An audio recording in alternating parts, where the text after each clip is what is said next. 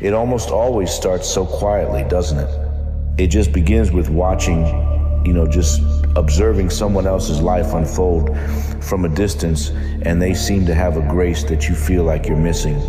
So you see their light, right? You see their achievements, their joy, all the recognition they're getting. And for a second, you actually feel its warmth.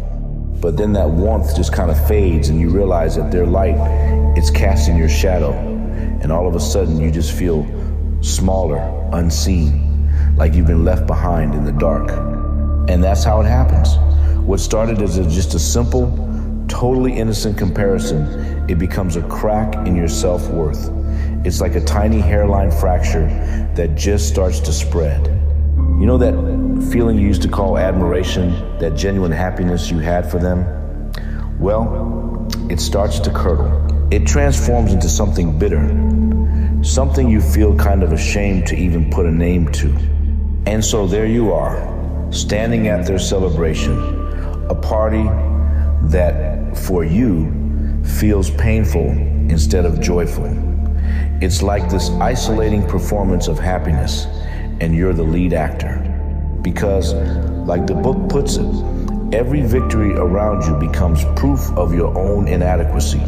And when you feel that way, you just can't celebrate. You can't, okay, but let's just pause here for a second. What if this heavy, really complicated feeling, what if it isn't actually hatred? What if we've been calling it the wrong thing this whole time? What if it's not about cruelty at all, but it's really a form of longing?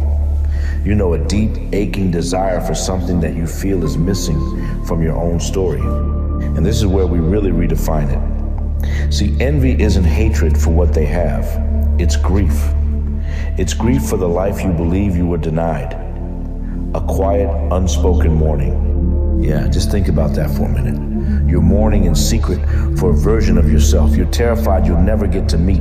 A potential that feels a little more lost every single time you watch someone else succeed. So you see, this resentment, it doesn't come from a place of malice. It's not about wishing them harm. It's born from a wound deep, deep inside you. And it all comes down to this single unspoken terror that the book talks about, the fear that we are not enough. And this right here, this is the crucial point. Envy is just insecurity turned outward. That's it.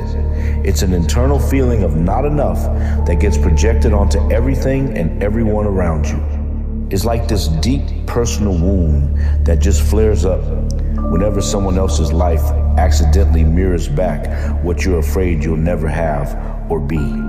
They become this unintentional mirror, reflecting your own deepest anxieties right back at you. As the book says, these are not quirks of personality. They are scars. They are the architecture of our insecurity. So it's not some flaw in your character, you see. It's just the shape of your pain. So when you look beneath that quiet, isolating shame of envy, what you find is a much deeper, more profound sadness. A sadness for a life that feels unlived. If something in this story reached you, stay close. There's so much more beneath the surface. If this spoke to you, like and subscribe to The Root Within.